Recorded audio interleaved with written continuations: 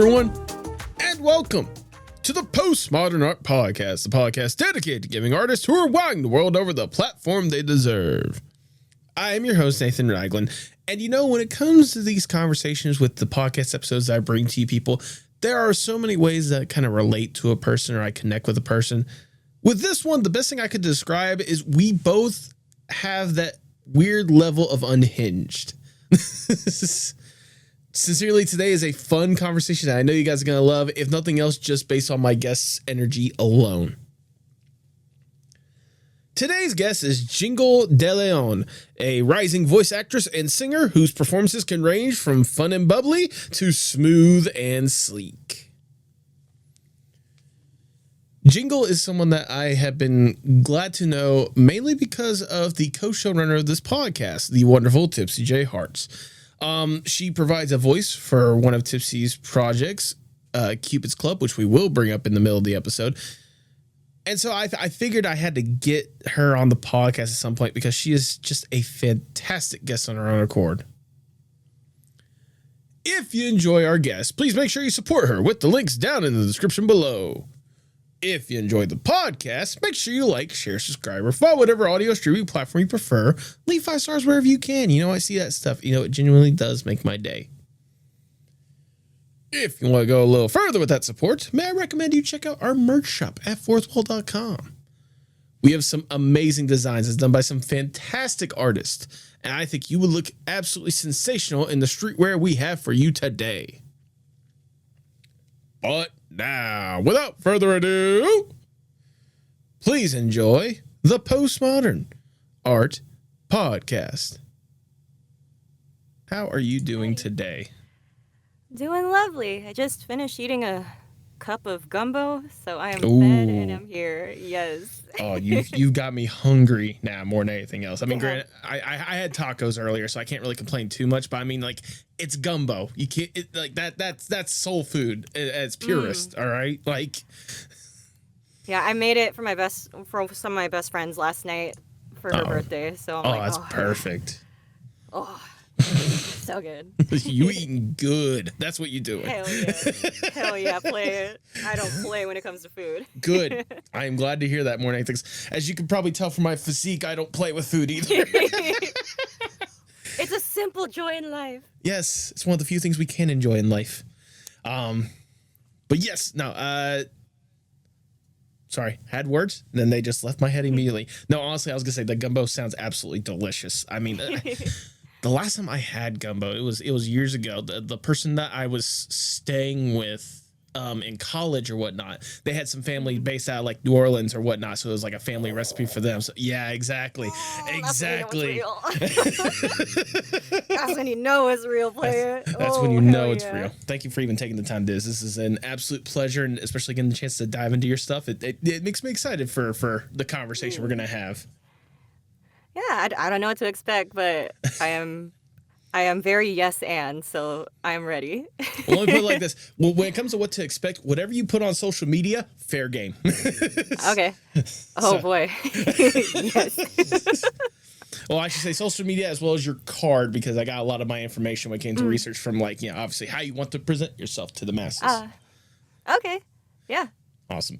Fair game. Also, I'm going to go ahead and ask this right at the start or whatnot. I'm going to be referring to you as Jingle, most of the time or whatnot. How do you pronounce your last name? Because I do have a little intro or whatnot. Is it Deleon? Deleon. Deleon. Gotcha. Deleon. Gotcha. Deleon.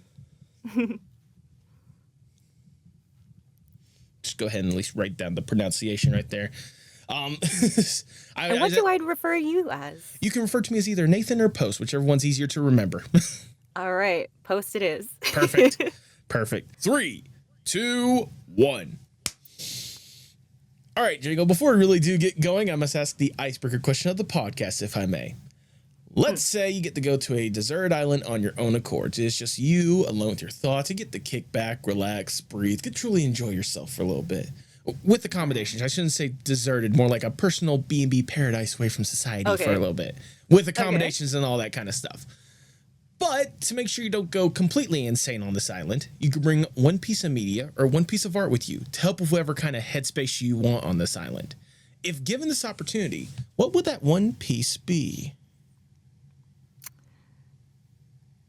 It would probably be my own guitar. Ooh. Yeah, so you may or may not have seen a photo of this guitar, but I spent 10 hours gluing a multitude of rhinestones to it. So it is my personal art. I'm taking my baby girl with me. I've seen more than a few photos of it. I've seen videos of you playing that bad boy or whatnot when it comes to some of that stuff or whatnot. I was genuinely curious about that. And that's something I am going to be bringing up more towards like the bulk of the conversation when it comes to just like your love for music in general, but especially the guitar or whatnot. But for at least this scenario, why is the guitar like the go-to one that you want to bring with you?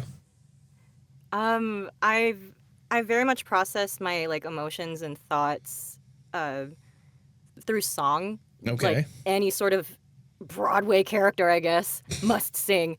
And it kind of just it is your own. It is some good old wireless entertainment. Absolutely. I cannot agree with that. I could not agree with that more than anything else, especially in today's age where it's like we're always connected to something or whatnot. It's nice to kind of have that way of stepping back and instead of, touching grass, touching the nice strings of the guitar at the end of the day. Yeah. Like build those calluses up so you could get your chicky fingies out of the air fryer better. That is the best way I've ever heard that phrase before, but I love it. But regardless, your beautifully decorated rhinestone guitar, that is your answer. You're locking that in. Absolutely. Then if that's the case, I cannot think of a better way to start the Postmodern Art Podcast. Welcome, everyone. I am your host, Nathan Ragland. Feel free to like, share, subscribe, or follow whatever audio streaming platform you prefer. You look fantastic in the merch. We have the merch shop, fourthwall.com. Link to that is in the description below. And follow us on Blue Sky, Instagram, TikTok, and most social media platforms at Postmodern Art Pod for future updates and guest announcements, including today's guest. She is a rising voice actress and singer whose performances can range from fun and bubbly to sleek and smooth. Welcome to the podcast, Jingle Deleon, or Deleon. Hello. You got it. You got it. Okay. I can't believe I had it right there till the end. It's all right. You still crossed the finish line. You made it. I did make it to the finish line. But yeah, Jingle. Hello. Hello. How are you doing today, Jingle? I am full off of a good old gumbo mug. Absolutely. We out here so indeed. We vibing. We are, I will agree, we are definitely vibing more than anything else. Thank you so much once again for taking the time to be here and do this. You're someone that I've actually seen here and there, believe it or not, well before Tipsy even brought my attention for this episode. Partially because I've been helping Tipsy out with some stuff, and so I've heard your voice crop up in a couple of things or whatnot. I was going to say, in fact, I was going to say a little behind baseball or whatnot. The first time I actually heard your voice was whenever you were auditioning for the Evil Little thing. Doing little auditions for that. Yeah, I heard your voice for that. And honestly, you were one of the people that it stuck in my head, your performance, because it was actually really good. It was like you were one of the ones we were debating on trying to get on that project in one form or fashion. So yeah. Well, I'm honored. No, absolutely. But regardless, like it's cool to see like what you've been able to put yourself out there for, especially in a relatively small sample size, because what you do have out there, whatnot, you do not hold back. You have a very good presence out there, and I cannot wait to talk about that and then some. But before we talk about the stuff you're doing nowadays, I want to go back just a little bit and learn more or less the origin story of Jingle. What even got you interested in art and music and voice acting and stuff in the first place?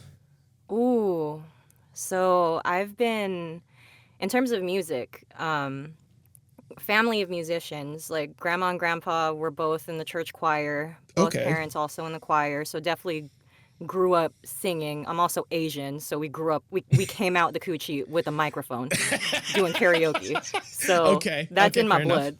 But then like in terms of like the voice acting sphere, I had an assignment for my senior year English class, and it was essentially, after high school, what is it that you want to do? Like, what would feed your soul? Okay. And I had a realization that there are real people behind the characters that we know and love. Right. And at that moment, when I was doing researching for voice acting, I happened to follow Grey Delisle on Twitter, and she followed me back. Oh, okay. That's a good pull right there.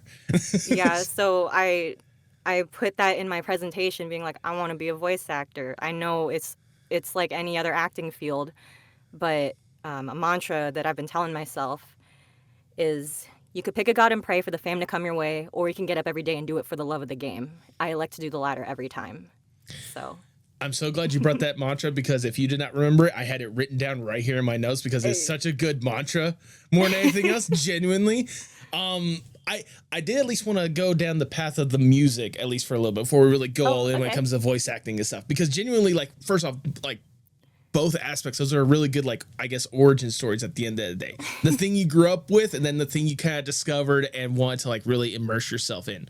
But the thing you grew up in, like you said, you know, you grew up, you know, you grew up with a family that's really into music or whatnot, with the church choir and such, or just church in general, I should say. And then obviously the karaoke aspect of it more than anything else. What was it about, like, music, at least early on, that kind of just made you feel like at home at the end of the day? to me, it's such like a human. It's such a human thing. Like it's like those cave paintings. It's always like a human hand. Like I feel like there's a human urge to doodle. There's a. I feel like singing and dancing is kind of like the purest manifestation of emotions. So, like, you happy dance when you get good news. Like, some people do that you're dancing. When you're doing something mundane around the house, like, I need to get the dishes done. Like, it's it's such a it's such a human thing, and almost like a universal human like reflex to sing and dance. So to me, it's as natural as breathing. No, honestly, I can completely understand where you're coming from. I also like to surround myself a lot when it comes to music, just in general or whatnot. Like not just work around the house, my actual IRL job or whatnot. I listen to music on my little speaker because I drive a forklift, you know, for my Monday to Friday or whatnot. So I got a little speaker that I have either playing podcasts or playing music, and more often than not, it's the music aspect at the end of the day. With just my wide collection of stuff that I've just been a part of me over the years, whether it's the newer music and the newer artists I can't get enough of, or like the stuff I've been on a recent kick of listening to stuff that I grew up on at the end of the day. Nostalgia. Yeah, the nostalgia of it more than anything else. I even have it called like throwback tracks or whatnot, something along the lines of that. Exactly. I mean, for you, I mean, obviously, you know, I can see how it's a very human emotion for you. Again, you grew up in that kind of stuff. What was it? What was it like for you being around that kind of music growing up, or like whether it be like your grandparents' aspect, or especially the karaoke? Because I imagine like, because there's some people that have different mentalities when it comes to karaoke at the end of the day. So there's a joke in Asian communities, like, oh, the moment a Filipino walks up to the karaoke bar and grabs that mic, it's over. It's like the joke is that karaoke is our national sport. Okay. It's not a joke. We just love doing that shit. It's ingrained in the culture. Like my family in the Philippines, when we visited them 10 years ago, it was an event that, the family came by to visit. They rented, like, imagine an arcade cabinet with like a, I don't know, like a 50-inch flat screen slapped on top of it. Okay. That's called the videoke machine. The videoke machine. Yeah, and so it just had like a massive catalog of like music to do karaoke to, and you rent that in the Philippines. And take note, my family is from like the Cuts, like we're from like near the rice fields area, rural. So it is part of the culture to be renting those things and just performing. Okay. No, honestly, respect at the end of the day when it comes to stuff like that. You know, I'm gonna be honest with you. Karaoke is something I've always wanted to get myself more into. I recently discovered that a place that I frequent whenever I see my buddies or whatnot. There's a arcade, or not arcade, karaoke bar like a few shops down or whatnot. So that's something I definitely would like to plan to go to at some point, especially with like how much of a cultural thing it is for you or whatnot. I can see how that kind of leads into also like your own creativity and your own path or whatnot at the end of the day. When did you kind of more or less realize that music for you was less about, or when did it become more than just like a performative family thing for you? When did it become more or less like a way for you to be able to express yourself at the end of the day? I think I was around 13. Okay. That's when I first started writing music, when I was 13 years old. I didn't know how to play guitar yet. I just Okay. had melodies and lyrics, and I would just write them down in a composition book and like in my the notes in my phone. Okay. Okay. No, honestly, So respect at the end of the day when it comes to that. Like, whatever you can to be able to express yourself.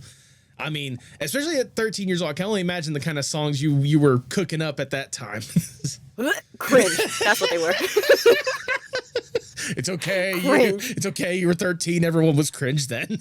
Exactly. So it is what you expect from a 13-year-old girl. It's like, he didn't notice me. I got a new shirt from Hot Topic and he didn't notice me. Like, it is good old teenage angst. Good old classic. I chime in with the haven't you people ever heard of? Because tonight will be the night that I will fall I will for you. fall for you. Yes. Oh goodness. All of that shit. I'm glad that the cringe was not something that held you back, at least, because obviously the love for that music and love for songwriting or whatnot is something that you've been able to keep up and actually get a chance to do more and more of, especially nowadays. And I imagine, especially once you finally did pick up a guitar and then add on the hundreds, if not thousands, of rhinestones onto it or whatnot, I imagine that unlocks something extra special when it comes to kind of your music creative journey at the end of the day. Oh, absolutely. Like, if you don't know already, Taylor Swift has a rhinestone guitar. So it goes back to the Blondie, whom I love. So it's great having a female role model to look up to. Right. Because she's the reason why I picked up a guitar. She's the reason why I threw 10 hours having like a couple Fast and Furious movies in the background to glue all those goddamn rhinestones on there. Hearing "Forget About It, Cuh" while putting a rhinestone on a guitar is a core memory. Life-changing. It's all about family. Yeah, I'm gonna get these family of rhinestones into this line right here, then move on. This is Brazil. So yeah. Oh goodness, that's a. If there's ever a point where we can look at Fast and Furious for subliminal messaging, I think that's probably the top example that'd be used in court or whatnot. Mm-hmm. Just Brian O'Connor. I said, forget about it, cuh. Paul Walker, that is not in your daily vernacular. You know this. It was at the time, but it certainly became his vernacular up until the end. Oh goodness! No, it's great to know. Well, okay, I did at least have to ask this or whatnot, because obviously it's one thing to love and admire Taylor Swift. I mean, obviously there's a reason why she's had a lasting impact or whatnot. But to get to the point of wanting to emulate her enough to make a rhinestone guitar, what's was there any particular reason why that was something you needed to have as part of your journey, or at least part of your aesthetic? It's eye-catching. Okay, I got to perform. So I did that leading up to I remember it was called like Spring Spotlight. So my high school choir director essentially allowed auditions for like performing. Like he's gonna rent out the school theater for an evening for some of the choir kids to go perform solo to experience what it's like being a performer. Okay. So I did that in full anticipation. And seeing people, like, people knew I was a Swiftie back then. So when Mr. Butler announced, I was gonna go up, it's etched in my head. Seeing the spotlights bouncing back onto the audience and people's eyes literally going, yeah, yeah, like blinding them. Core memory. But it's a great aesthetic. You do not forget seeing a guitar like that with your own eyes for the first time. You know what? I will not deny you on that, because I'll tell you what, whenever I was looking through your videos or whatnot, that rhinestone guitar was definitely one of the first things I noticed more than anything else, and especially seeing the fact that, that you put that together yourself, at least the rhinestone aspect of it, that was something that was, something that was core, something that was definitely a reflection of you out there when it comes to how you presented yourself at the end of the day. But obviously aesthetic is one thing, the actual materials, then the songs you sing is a completely different thing or whatnot. Oh, so different. I'm curious, what is the music writing process like for you, even in the first place? Like, how do you use the medium of music to be able to express yourself? As of late, I build off of lines that I kind of just write down. So like I'm not always in like songwriting mode. Every now and then I just like a line or a couplet pops in my head and I just write it down on like this massive Google Doc I have that's like as of now like at least page 80, just full of like work in progress lines, like songs I never finished. Okay. If I'm at work, I have written songs like on the clock. I voice note it, and I find the key in my head, and if I'm able to keep that melody throughout, if I'm able to keep that idea of that melody and those lyrics, it stems from. I have two types of songs. Okay. Kind of like diary entries, where I'm just like processing and just kind of looking into like my emotional state, or I have like a storytelling song. Okay. Where I kind of allow myself to be like building characters with the songs. Okay. So it's one of those two. Okay. But it tends to start with a single line or a couplet, and then I build around that. Which leads me to wonder, especially hearing some of the songs you have been able to have out there, and thinking about how you do present yourself or whatnot. I'm wondering which one of those two passes it for a song like "Pathetic," for example. Yeah. Because I'm curious. I am curious. Is that a personal diary entry, or is that just a character you kind of more or less developed? It's a character. So Okay. For those who don't know, "Pathetic" is essentially the song I wrote from compiling thirst tweets. Yep. Thirst tweets, every horny thought I've had, and I put it to chords, and I was like, yo, hang on, I like this. So that one is me just being a pathetic fangirl. Yep. Yeah, so that was definitely more of the emotional state of wood. Wood. Me when I'm staring into a forest. Wood. Wood. So I'm curious. So I imagine like something a little bit more on the other aspect of it. One that's more of a diary entry. Is that something kind of similar to like Old Times or whatnot, like that song or something? Or okay, yeah. Sorry. Yeah. I keep tripping over myself. But yeah, like a song like Old Times. That one's a little bit more of the diary entry aspect of it that you were talking about. Absolutely, yeah. So I wrote that one because like my best friend kind of like told me she might be moving internationally. Oh wow. And so like I know the lyrics kind of sounds like I'm talking about a significant other, but that one was definitely diary entry, just processing the immense sadness I felt. Oh, absolutely. No, I mean, if that's the case, especially with those two examples I give or whatnot, I can see how you're able to I can see that process that you were talking about, like being able to express that throughout, like, again, the different aspects and the different ways. It reminds me, there's an artist I saw on TikTok literally earlier today. I'm blanking on their name or whatnot, but they have a album that they just dropped called Stereoscope, which if you know what a stereoscope is like when a camera that has like two lenses to where whenever you look at it in like a viewfinder or whatnot, the image looks 3D or whatnot. Because the way that they were describing it is some of it is like really deep and personal music that they put out there, as well as some silly songs or whatnot, like some silly emotions or whatnot, how they're two completely different vibes, but yet they kind of blend together in a way to kind of tell this person's art or whatnot. I wish I remember that artist's name right off the top of my head. I'll put it in the video version. Like I will literally put the name or in like post. In post, in editing after the fact or whatnot. But it's always cool to know that, like, especially when it comes to how you like to express yourself, like those two avenues that you were talking about, whether it be the character that you can't help but express yourself, whether it be as silly as pathetic or something a little bit more serious or whatnot, or whether it be just like a general true emotion for yourself. I can see how music, and you can attest, you can correct me if I'm wrong, but I can see how music is a good way for you to be able to truly express yourself and be able to let out something that might be difficult to talk about otherwise. Yeah, and like sometimes it is difficult to talk about too, but just the way my mind works, in a sense, I'm just like, oh, I'm feeling something intense. The song might be fire if I write this down. Hold up. So I'm just like, yo, hang on. Let me focus on like get that laser focus on that Yes. feeling I cannot shake off.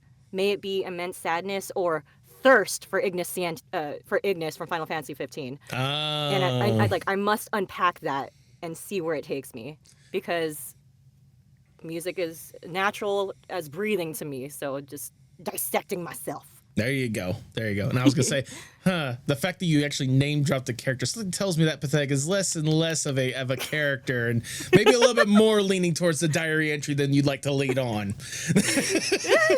It's a happy straddle between the two. A happy straddle. That's a good way to word it at this point.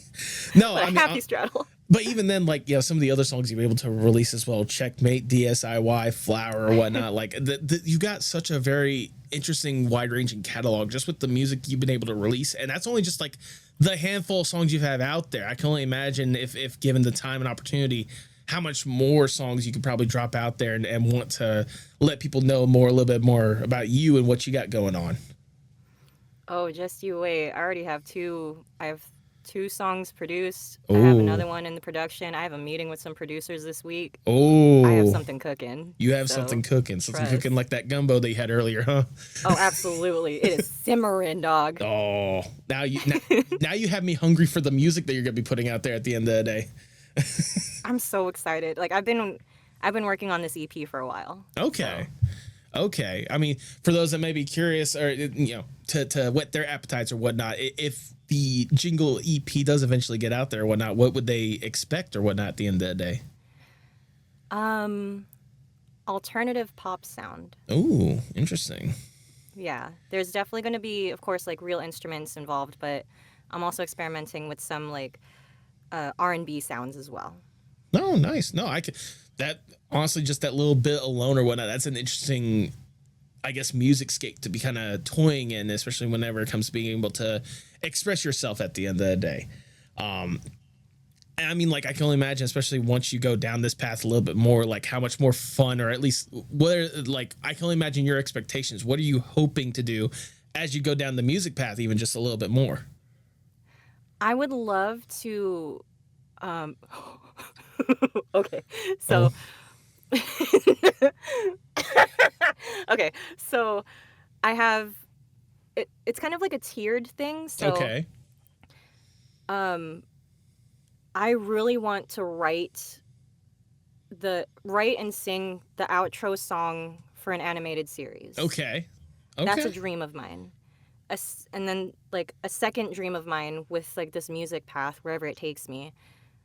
Of course, like shooting for the stars is like the Grammys and performing at like American Music Awards and stuff. Yeah. Like, of course, that feels like a natural thing for like a creative to want. But one of my biggest goals for being a performer, and especially in music, is getting to share a stage with the people I've looked up to for years. Okay. So, like, getting to share a stage with All Time Low, getting to share a stage with Kendrick Lamar somehow, Oh. getting to share a stage with Ian Dior, like, that would be my Mama, I Made It. There you Getting go. to perform with people on my Mount Rushmore of, like, musicians. The way that you name drop those musicians or whatnot, that's the way I kind of feel when it comes to people I'd love to interview on the podcast at some point or whatnot. Yes. Like, first off, Kendrick, that's like, that's highest of highest. That's stratosphere more than anything else. Like, he's on that level with like Tyler the Creator, as you can probably tell from me or whatnot, when it comes to people that I would love to just have a conversation with, let alone like do a podcast, or for you being able to perform alongside or whatnot. That's like, creme de la creme at the end of the day. Especially with like how like his lyricism at the end of the day, like, oh my God, it's peak. Kendrick, All Time Low, Taylor, like they are my Mount Rushmore of like songwriters. There you go. Like just what they do with a pen is crazy. So very much like not just with a pen, just the entire soundscape for each of those artists. At the end of the day, the way that whatever song they're putting out there, what emotion they're putting out there, they're able to kind of immerse you into that world at the end of the day. Goodness. So absolutely stratosphere. Just imagining. Okay, so the other part why I started cackling is because I was telling my best friend this last time she was here. So I have a very specific dream when it Okay. comes to performing with like All Time Low specifically. Okay. They have a song called Remembering Sunday that Okay. is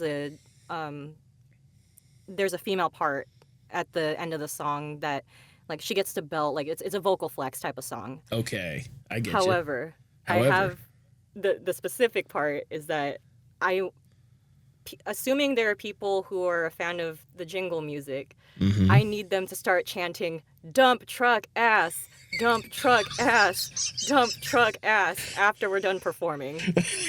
And I want to be but the thing is I need to be wearing a fit that does not warrant that. So I want to be in like a sparkly ball gown. Okay.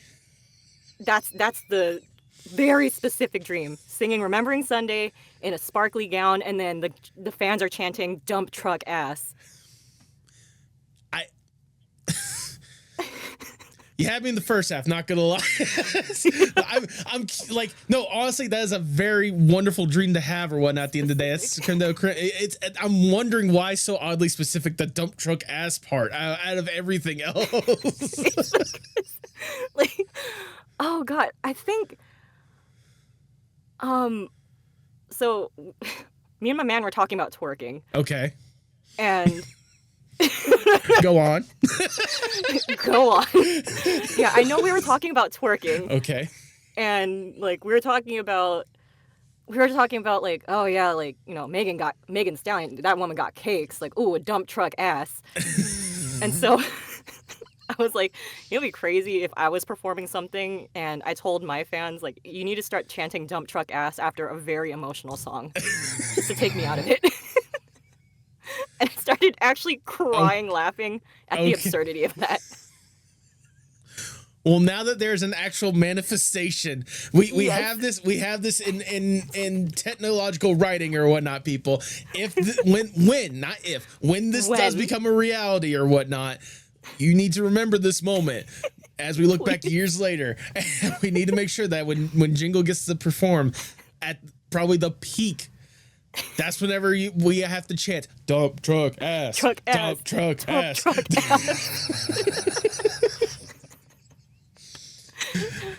ass. At the end of the day, we gotta love manifestation in one form or another. Tom Holland, king of manifestation. There you go. Oh, goodness. No, I mean, like, even then, like, I laugh or whatnot, but even then, those are really incredible, like, things to go for and achieve at the end of the day. Like, no matter how silly it may seem or whatnot, I mean, hell, the fact that you get the chance to even perform with All Time Low, that would be just a pie in the sky at the end of the day. I get it. Yes. I get it. All right. So, like, I can only imagine, especially, like, as you continue to go down this path or whatnot, like, I see why that's, like, an ultimate end goal. Like, that's the ultimate, like, for similar to, like, what I was saying when it comes to, like, the people I'd love to interview at the end of the day or whatnot. Like, obviously, like, yeah, if you get to that point, you're not done, but, like, you can safely be like, if this was it, like, I'll be satisfied at the end of the day. So, like, it's fun more than anything else. I can see how you are enjoying it and having the fun to go alongside it or whatnot. And I can see the fun that you want to have as you keep going down this path and doing more when it comes in, putting yourself out there more and more. Yeah, because, I mean, I feel like people lose their whimsy as years go by. I'm white knuckle holding on to the whimsy, dog. Like, I refuse to let that bitch go. Good.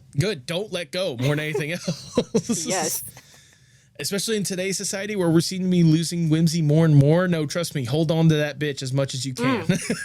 White knuckle grip. White knuckle gorilla grip. She ain't leaving. Exactly. And I'll tell you what certainly helps when it comes to that whimsy is not just the music that you've been able to immerse yourself in, but also the voice acting that you've been able to get yourself involved in and put yourself out there more and more. I know you said, like, I guess the ultimate origin story of it was doing that research for what you wanted to be when you grew up or whatnot, and seeing the voice actors or whatnot, especially having Grey Delisle being a mutual for you more than anything else. Was it that same report, or was it something else to where it kind of clicked from it being from something that you loved and appreciated, admired, to a passion and knowing this was going to be your career? Like, was that the moment, or was there something else that kind of helped you along that path? I think that's genuinely where the seed was planted. Okay. So in a sense, all the choices I've made have been like laying rocks down into the path I wanted. So after high school, I went to school for video production at San Francisco State. So at least learning some sort of like production pipeline, it will come in handy one way or another, which it did. So like being able to understand like editing systems and whatnot definitely comes in clutch. But the other part of going to SF State to help me solidify like, oh yeah, voice acting is for sure like end game. I took a class called Performance 2, which was their advanced on-camera performance class. It was essentially Twitch the class. Twitch the class. Okay. I'm so serious. So the reason why I have the stage name of Jingle is because I started streaming on Twitch for a grade in college. And bruh, a time of my life. Okay. And Jingle Berry Delight was the name that I pitched to the class, and they're like, yeah, do it. So I took, and what I did, I started streaming like fucking Danganronpa to practice reading in character. And like being a parrot, so like I'd mimic to the best of my ability the characters and learning how to read in character. So I've been laying down like these stepping stones this whole time.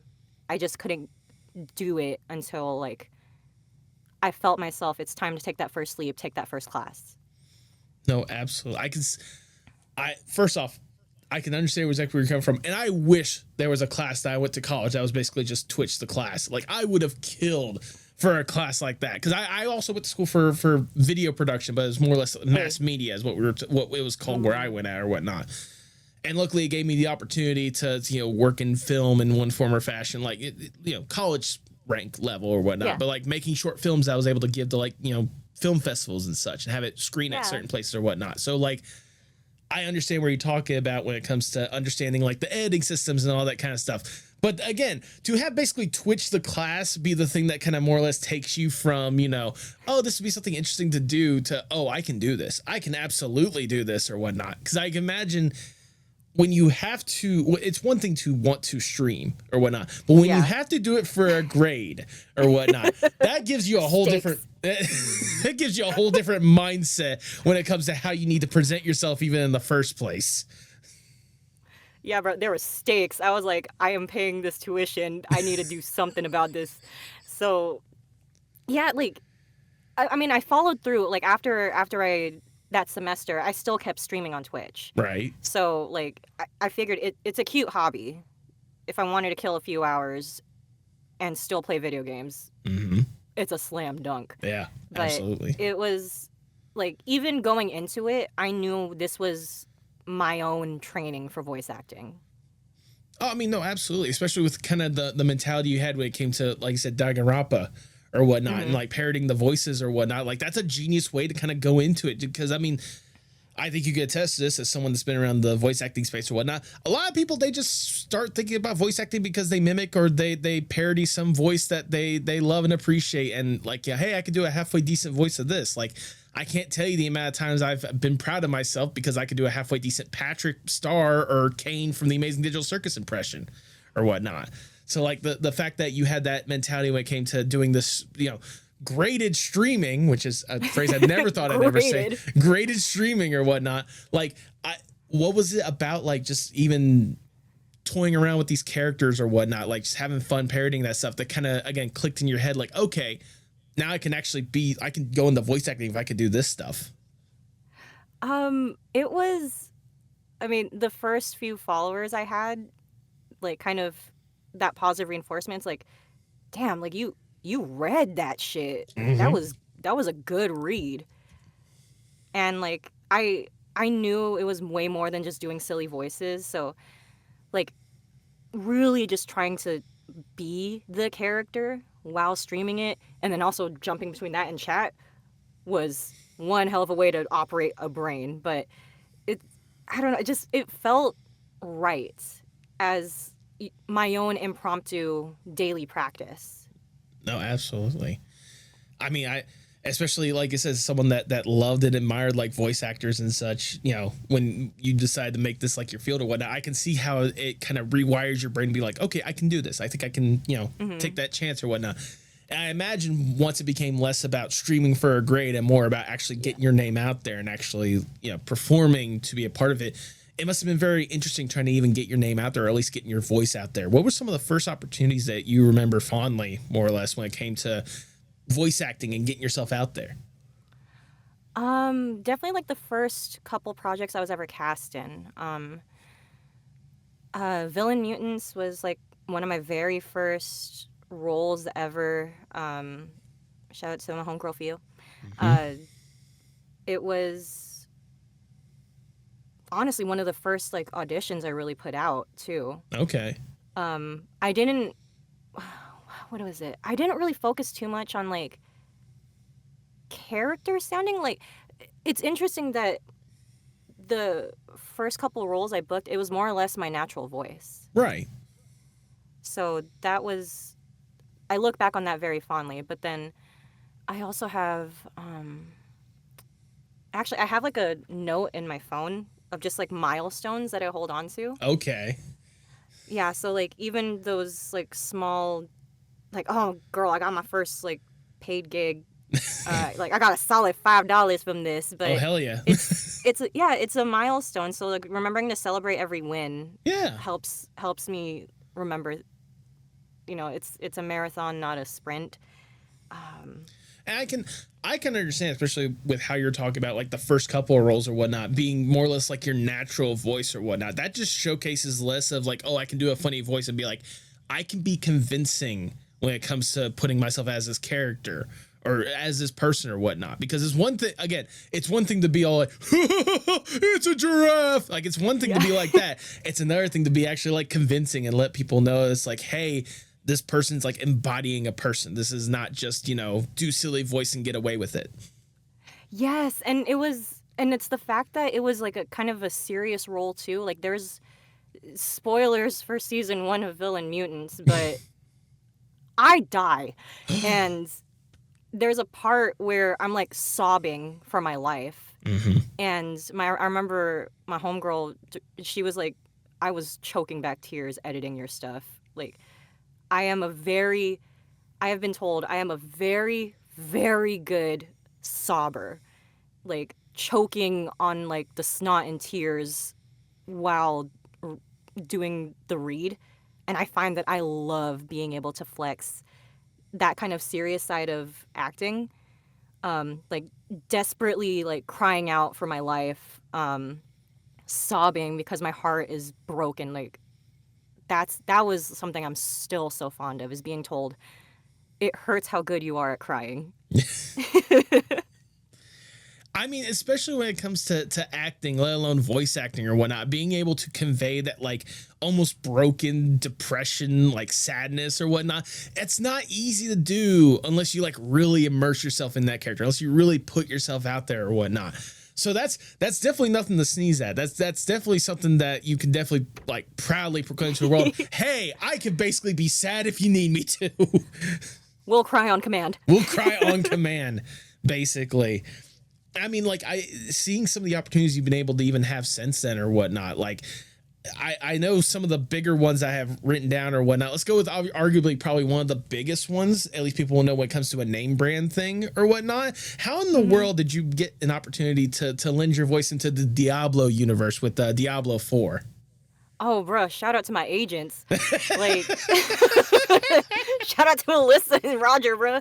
That was a great email that I got from my agents in New York at Access Talent. Mm-hmm. Alyssa was just like, girl, I'm paraphrasing, by the way. Obviously. She was like, bitch, I got you in the blizzard.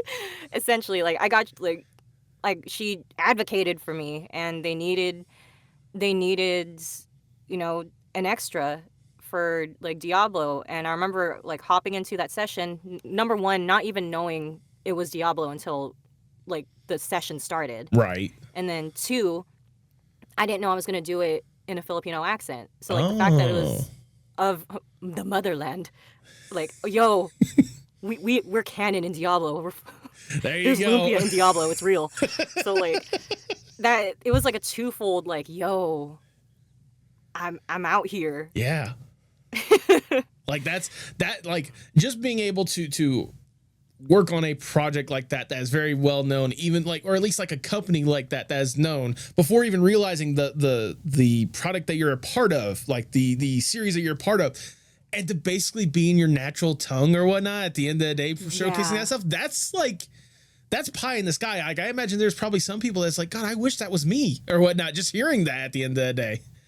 Yeah, and it was crazy because like the fact, like I remember during that session is when I was told, you're gonna be a Filipino woman about to die, and I'm like, awesome. So just like doing like doing all the like incidentals of like, you know, crying out for help or be like, oh, like help me over here, but still doing it in the accent, like definitely felt like that well of pride. Yeah. And like the fact that, you know, Alyssa like advocated for me and got like helped me get in there, so that's all her, baby. All credit where credit's due. No, Access tally, y'all the goats for me. No, absolutely, absolutely. And then on the flip side, obviously there's like the big name when it comes to big companies or whatnot, but there's also the big projects you've been able to have a hand in, especially when it comes to some of the smaller names, especially some of the indie names or whatnot. I know one of the biggest roles that a lot of people will probably know you for or whatnot in one form or fashion is providing voices for the fantastic indie animated film, The World's Divide. Oh, yes. yeah. How did that opportunity even come to you, and what was it like for you to be able to help bring those characters to life? Dog, Denver put out a casting call on Twitter. Mm-hmm. I read for 3 characters in that, sent those voice clips. I remember not too long after the cutoff, like Denver had like he took a picture of his screen, and it was like 3 hours of just people's auditions that he must have put onto a timeline. Right. And he was like, I got the email saying, hey, we want you to be like young Aiden and young Natomi. And I remember I was eating barbecue chicken and I almost dropped my plate. Did not realize how much we'd be talking about food on this episode. Bro, I didn't. But yeah, the core memory, I had a plate of barbecue chicken and some carne asada, and I almost dropped it because I got the email. I mean, but like recording. I mean, to be fair, I mean, like, you know, I can understand the fear, or not the fear. I get like the kind of like the holy shit moment whenever that does come in or whatnot. But also, like, it was barbecue chicken. Why'd you almost let that go to waste? Oh yeah, I went, no, yes, and then just like ate it. But yeah, like it was asynchronous recording because I was, you know, support side extra character. So the process was pretty simple. I remember they put out the specs for what to record and how to record it, and I sent it over, and then the Discord went quiet while Denver was finishing the movie. Yep. and then when it came around and they did that limited release, I had like a bunch of friends and family over at the house, and we made AMFs. And it was a great movie. I cried, dog. I definitely absolutely. Cried. It's definitely one of those, like, especially knowing the work that Denver has put into it alone, but especially the performances, not just from yourself, but everyone involved in that thing or whatnot. Like, yeah, I can understand why you're just a little bit emotional at the end of the day. Yeah, bro. Like, I'm still just so happy that like I got to meet, or I mean, you know, virtually meet like those castmates. Right. And I can't wait for that Blu-ray to drop. Mm-hmm. I hover every now and then onto that Discord and be like, is it out? Nope. All right. I need more than just an alarm. I just need like a physical poke being like, hey, here's your Blu-ray. Please, dog. Like I will buy it. I just want this Blu-ray. I want it to exist on my shelf. There you go. Exactly.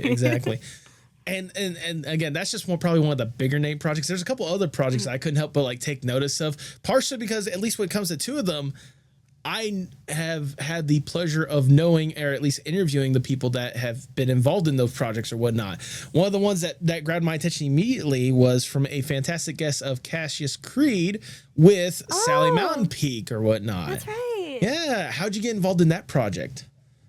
Similar things. Like essentially, some of these earlier projects I was cast in, shout out to the dumpster fire that is Twitter. Yep. But that's where a lot of the casting calls are. I remember I read for Miley. I essentially read for every like female character. But that was the first time my child voice got booked. Okay. Because voicing as like baby queen, I don't think I ever booked anything with like my child voice until then. So that's when I felt like a nice rush of validity of okay, I was like, okay, that's a feasible like character in my wheelhouse. And then as the project went on, Cassius was like, I got some side characters y'all want to voice, and I was like, I'll try for this one, and so I got in. Oh goodness, no, Cassius is a cool person or whatnot, and especially the fact that, and especially again, like going back to similar to the Denver one, the way that he was able to animate that stuff, all in dreams as well. Off of that, yeah. That's what I'm saying, dog. Like doing that on a fucking control, like a PlayStation controller, blows my fucking mind. No, I'm right there with you. That's why I made sure to have him on the podcast to talk about that stuff because it blew my mind as well. Crazy. God, I love creatives. And the fact that you then got to bring your voice into those characters that he was able to do like that's a surreal thing to even think of, that your voice is coming out of these things at the end of the day. Yeah, the self jump scares are real. I was like, oh shit, I forgot I did that.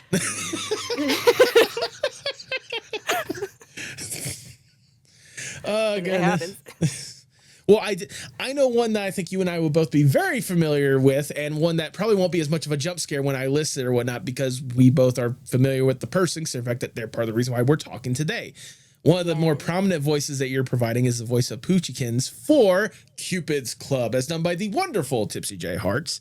I imagine very similar thing, because if I remember correctly, was it a casting call from Tipsy that even got you involved in the project in the first place? Indeed, yeah. I remember seeing that casting call, and it's one of those instances where it feels incredibly like validating that Poochie is not far off from my regular voice. Yeah.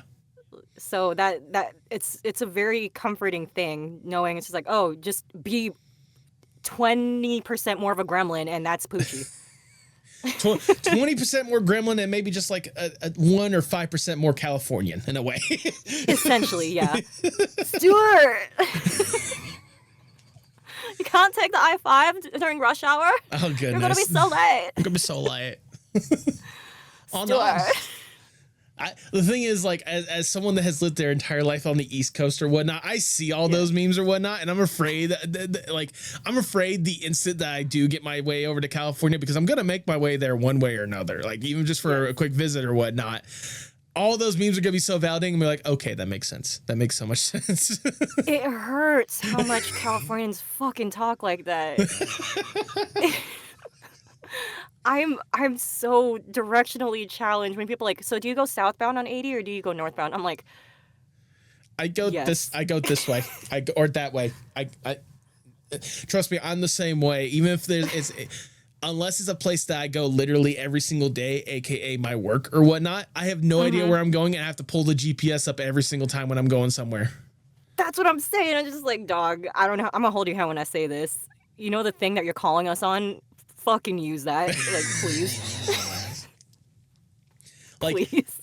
I was gonna say, like, there's a buddy who I go to his house like once every like couple months or whatnot, and every single time it's like, you know, I know when I'm on the road, but I still need my GPS up just to be safe. That's how directionally challenged I am. And see, like, sometimes I'll take a turn too early. Like, oh my goodness! I don't want to miss my exit so hard. I take the wrong exit, like the exit right before the right one. So I'm just like, I need GPS. Okay, let's see how this goes. I think is this the proper way? I think this is. Anyways, take a God and pray. But back to Cupid's Club. Or no, trust me. We both went on that tangent together. That's our fault. We took that ride together. We took that ride together. Unfortunately, it was an exit too early than what we needed to take. we made it back though. We made it back around. No, but I mean, like, I imagine, especially getting the chance to voice Poochykins or whatnot. Like, that's been a fun world just to see Tipsy be able to truly unravel and tell, and especially with you providing, like you said, just basically a 20% more gremlin voice of yourself or whatnot. It's just gotta be fun just to experiment in that world, even in the slightest. Yeah, I love, like, whenever, you know, she puts in our Discord, it's like, all right, bitch, it's time. Here's the script. Here's the deadline. I'm like, yes. Let me down some cough syrup real quick and gremlin. So it is fun, and like, getting to see like how it evolves being along this ride, it's always fun. No, absolutely, absolutely. You know, I actually auditioned to try to be a part of that world as well. Oh, yeah? But yeah. The role that Dante got, Dante Majors or whatnot. That I was trying to be that, and I think Tipsy even said like it was between you and Dante. And honestly, after hearing Dante's, I was like, no, that makes perfect sense. I get why Dante got it. Like the low, deep growl of his voice or whatnot, That like gravelly. Yeah. Yes, he just nails it so perfectly. But even then, like getting to be along the adventures of all those cupids or whatnot, and just seeing the fun chaos and the interaction that they have with each other or whatnot. Like, again, and for you to be able to just go full on more gremlin mode when it comes to that kind of stuff, like I can see why you probably have a lot of fun in that world whenever you get that opportunity to. Yeah, like I do remember the last episode. Walking into my booth, my little black box here. Yep. And just knowing it's like, all right, got to do client work today. I purposely saved like Poochie for last because I knew I was gonna go like unfathomably hard on it. I was just like, oh yeah, like I love going 0 to 100, especially for this character, because it's again, I guess acting tip. It's easy to dial back. It's hard to, Go you have all to out. you got to put your whole ass into it. Yep, exactly. In order to dial back. So getting to go like 1,000% for Poochie, I always look forward to. Like it does leave me kind of curious, especially with some of the opportunities you have been able to get yourself out there when it comes to voice acting. Like I imagine Poochie's up there, but is there any particular performance or any particular project that you're like the proudest of, being like, yeah, this is my voice or this is me at the end of the day? Nukitashi. Oh, please elaborate. Oh, my fuck. Getting to like help rewrite some of the dialogue alongside like Warky, the director, and like the other cast, because Nukitashi, for the friends that don't know, the homies in the back that don't know, Nukitashi is like an ecchi, but the dialogue, it gives Ghost Stories English dub in terms of unhinged. Yeah, so like getting to like scream the most unhinged shit it cleanses your soul. It is a soul cleanser. I remember like so many times during those live directed sessions, I was like scream laughing. There you go. At the stuff that was happening in this show. So, and the fact that Reen, my character, again, it very close to my own natural voice. Mm-hmm. So it's like if you ever think to yourself you don't have an anime voice, well, your voice is your voice. That's what people want. They want the unique U-shaped you. Yeah. And your voice print. And unhinged. Getting to scream that I love being environmentally unfriendly and then getting hit by a truck. Magic. It's like if there was ever a moment to where you feel the proudest, I can understand why screaming that before getting hit by a truck is probably up there, if nothing else. Truck-kun is prevalent in the show. Oh God, it's been a while since I've heard the name Truck-kun. Anyways, yeah. No, I honestly, the way you even described it, just having the basically ghost stories, but like similar vein Ecchi. or whatnot, but ecchi or whatnot. No, that makes so much sense. That I can see why that's just a fun, unhinged opportunity for you. I can tell that when it comes to voice acting, you love the opportunity to just go buck wild or whatnot at the end of the day, just have some fun. Absolutely, yeah. Because like, even like me as a person, I love saying super out of pocket things. By the way, I have a note in my phone. Okay. Titled "Out of Pocket Shit." Okay. And let's see what you got. Pull it over. Let's see how out of pocket we're talking. Weird threats / out of pocket shit. Okay.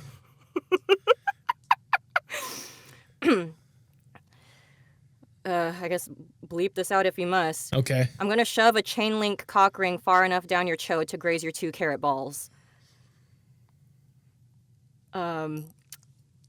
It's so good, holy shit. What else? I'm gonna desecrate every one of your cherished memories and curb stomp your taint on my way out. There you go. That's a great one. I got to write that one down. That's a good one. And then the last one on this list so far. Oh my God, why did I write this? I want nothing. I want nothing more than to smother you with a dead cat and throw your body into the Louisiana bayou so your mother doesn't have to look at the cancer that her womb had the absolute displeasure of incubating for 9 months. Holy shit. That is... Christ. That gives me the same vibe of I'm gonna fuck your dad and give him a child that he actually loves kind of vibe to it at the end of the day. Jesus Christ, what happened? Yeah, what? Who crossed me that day?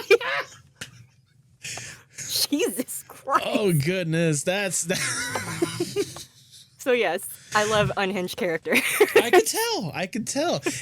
It leaves me curious as well because you've had an opportunity to voice so many unhinged stuff as is, but also like just a good wide range of stuff. Is there a dream character or a dream type of character that, if given the opportunity, you would voice it hands down in an instant, no hesitation? Guitar player. Guitar player? Okay. Yeah.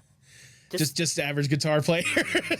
Yeah, like I don't know, if I'm like the token annoying person on campus, it's like, all right, here's Wonderwall. Say less. I'm in. Like, do not threaten me with a good time. Okay. Anyways, here's Wonderwall. Doing if that's my one line, fucking peak. I was gonna say, anyways, here's Wonderwall, and then you do it like what we were doing earlier when I said maybe, like truly over dramatized, like how in the world you're supposed to even sing that in the first place. Secondhand serenade, but fucked up. Yes, exactly. No, honestly, that's hilarious. And if there's any directors that are listening to this and think, I need a random guitar player, Jingle's links will be call them. Their links will be in the description below, so it'll be easy to find them.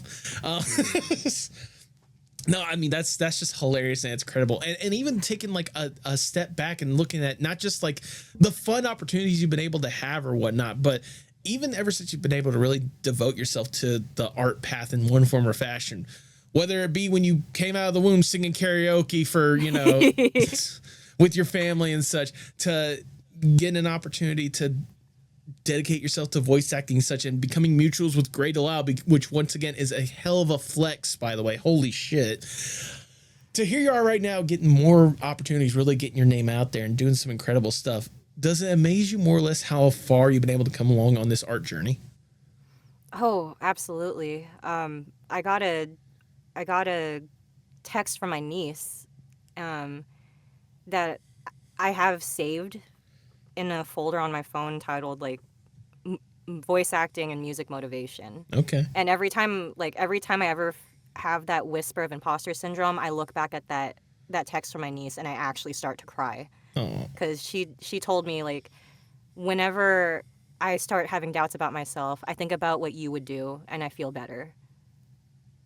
So, like, the fact that someone looks up to me like that, and the fact that it's like my niece, like being a role model for her, it changes things for me, and it helps me look back and be like, no, you're actually doing great.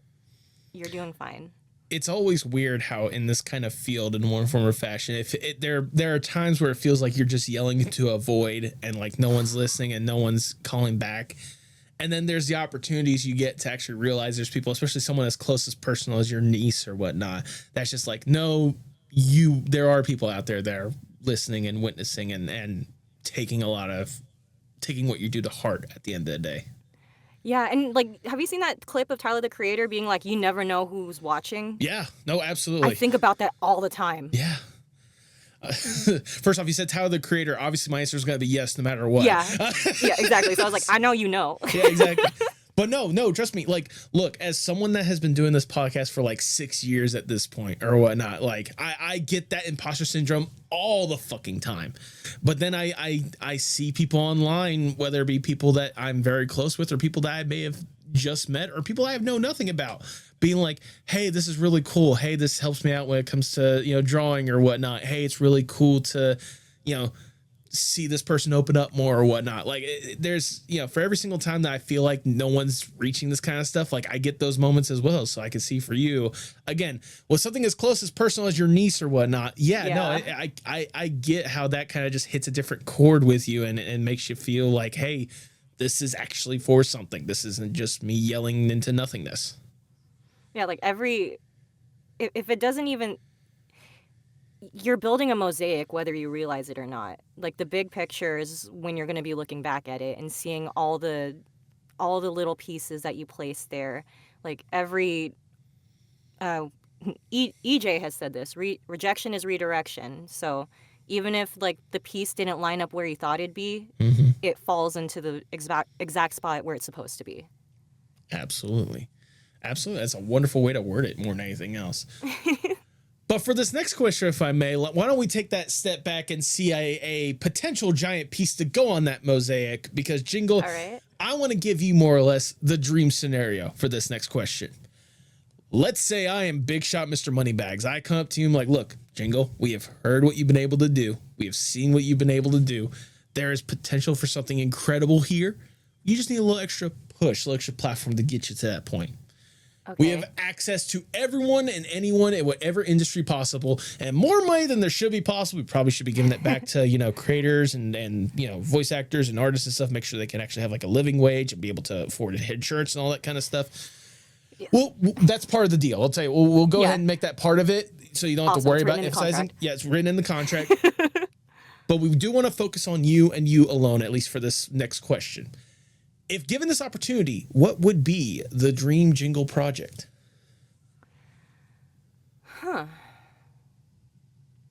Like starting something from scratch, or maybe finally achieving a goal that you've had for ages. So like having the resources to be able to accomplish something.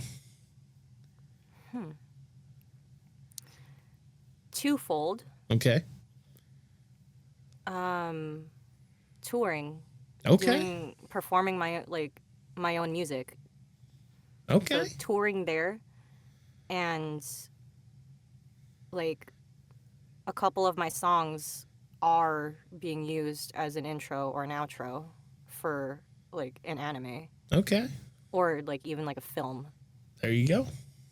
No, honestly, so both. Shit. Yeah. It suits both of like my vocal loves.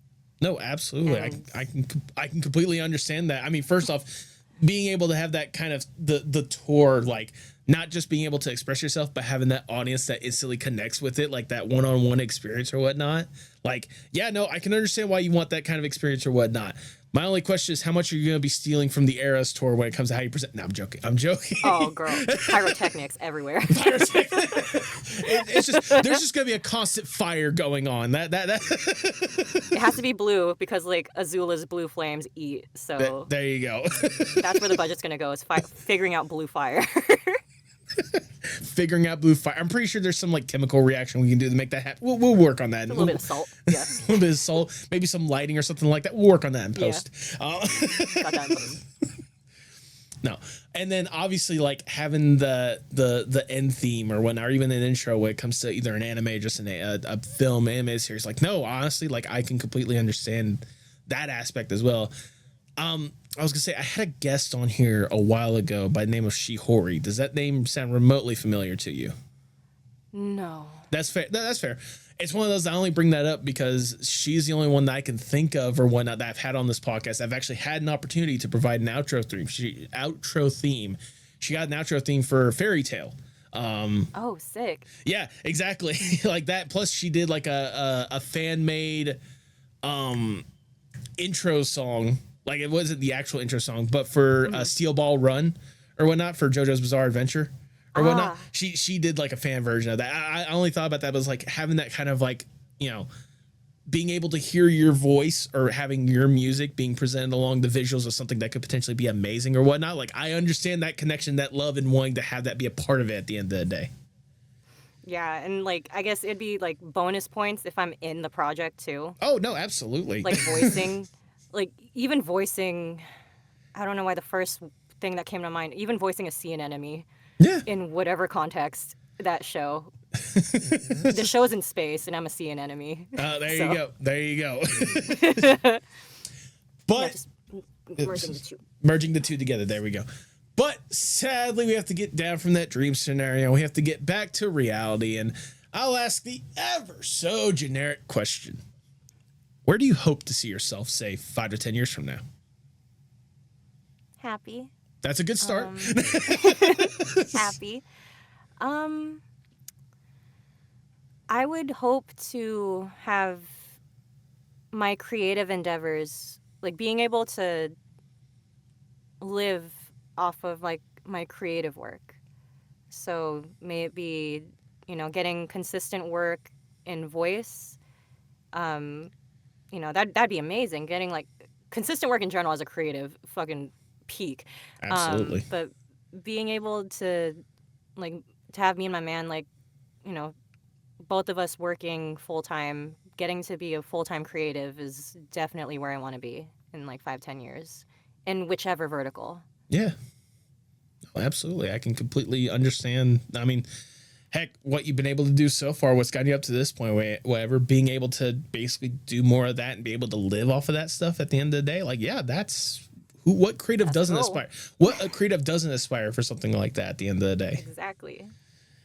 As we start to wind down the interview, I just got one last question I want to ask you, Jingle. Obviously, you are deeply entrenched in art at this point. Like we've established, it's something you were basically born with at this point, coming out of the womb with a karaoke microphone in your hand or whatnot. How important is art, not just for you, but for the world as a whole? It gives people something to look forward to. Like, there was a thread on Twitter I remember bookmarking, but essentially, the gist of it was, yeah, I'm a doctor, but you, the creative, you make things that people look forward to and make it worth living. So like, if music is how we fill silence and art is how like we can decorate walls, art adds color to the world. Like the world is a palette, and like I mentioned before, I feel like even with the human hand cave paintings, art is an intrinsically human reflex. So it's something that I feel like we're all wired to want. Absolutely. And we all just excel at different arts. I could not agree more. That is wonderfully worded, if I do say so myself. Thank you. Jingle, that is all the questions I have for you today. I've already showered you with Lord knows how much praise at this point, but I'm going to shower you with a little bit more because it's my podcast. I do what the fuck I want. Like I said, kind of before when we got this conversation going or whatnot, you're someone that I've been able to see out there really expressing themselves in one form or fashion, whether it be the voice acting opportunities, which you do a phenomenal job just embodying whatever character you've been able to get, or whenever I really got to immerse myself in the music you've been able to put out there and see more of a true side of you at the end of the day. Like, it's really incredible kind of the confidence you have in yourself and the talent that you have to be able to put yourself out there at the end of the day. Getting the chance to sit down with you right now and get a chance to chat with you, talking about, obviously how much of this has just been your life at the end of the day. Like, it gives me a new level of love and respect for not just the art that you put out there, but for you as a whole. Like, genuinely, I can tell that with a lot of the stuff that you're doing, that there's a lot of love, passion, blood, sweat, and tears that's going into this stuff.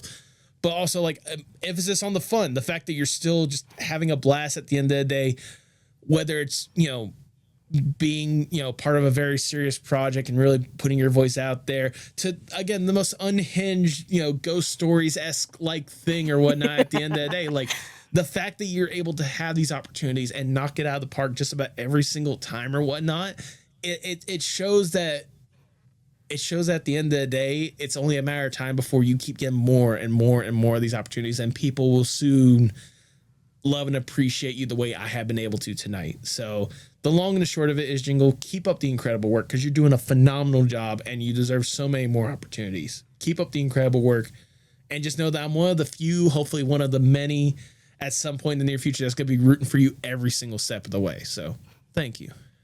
Thank you. I will not hesitate to cry right now. Hey, hey, you did advertise. We'll cry on command. I'm so grateful for this. That's great.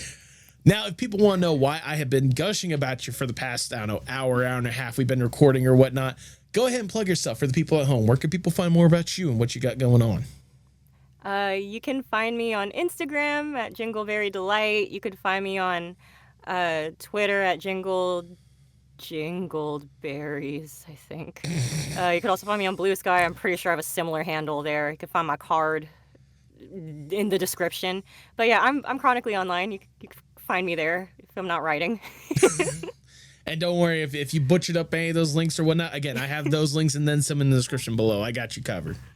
Thank you. Yeah, because I deadass could not remember my handle. Because I just copy and paste like my template of like, all right, here's my shit. Yep, there you go. You can find me online. There you go. Absolutely. Do you have any final words before we sign off? Always choose whimsy. There you go.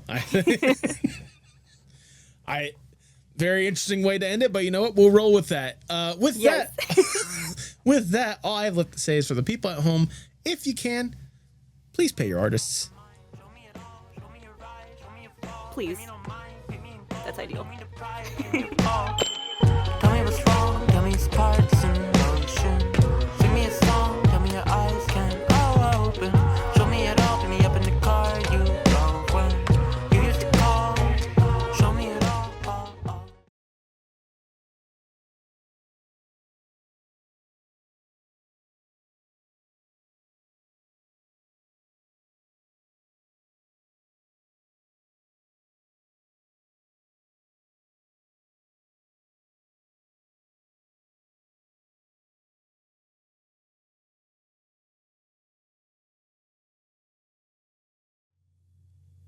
Thank you so much for sticking around to the end. If this is your first time listening, I cannot tell you how much I appreciate it, sincerely. And like I said in the intro, Jingle was definitely a unique ball of energy that I've had on this podcast. Jingle, if you've gotten up to this point, thank you so much for taking the time to even do this. I know it was weird and a late night recording just in general, but like you were a fantastic person to chat with, and I cannot tell you how much I appreciate your time. You know, getting the chance to talk to Jingle, and especially with some of the voice actors I've had on the podcast recently, it's actually once again lit another fire under my ass to actually get some stuff done. I've been getting my name out there when it comes to voice acting more and more. I know I've always kind of offered my services to the guests if they ever need it, but I've recently gotten a lot more into Casting Call Club and try to get my name out there that way. Try to let people know past just my buddies or whatnot. Hey, if you need voice acting, I have the gift of gab, hopefully. You know, it's always fun to think that you could potentially bring something to life like what you see in animation. Like, just think about it. Some of the voices that we have associated with the characters. Like, can you imagine that with any other kind of voice? Like Kane, for example. I am a huge fan of Alex Rochon, but I cannot imagine Kane with any other voice than Alex's. That's just knowing that I could potentially provide that for other people to bring their visions to life. I sincerely hope I can do that and then some. That's why if you see me on Casting Call Club, hey, give me a shot. You know, if you need some voice acting and stuff, do not hesitate to get in contact with me. I'd love to be involved with projects and try to help bring that to life. I tell my guests usually at the end of every episode, hey, have Mike will travel. More than happy to provide help. And I hope I can get some opportunities and show you guys what I could potentially do. Because I genuinely would wow. Yeah, I'm trying to be a voice actor. I can't fucking speak. I would genuinely love an opportunity just to voice something. I've had an opportunity before. Shout out to former guest Antonio Freire with letting me provide the main voice for the Chameleon, his first game. But even then, like I'd love to get some more opportunities, get my name out there, and just have some fun with this kind of stuff. So again, if you guys need voice acting, and you think my prestigious podcasting voice would be perfect for it, let me know.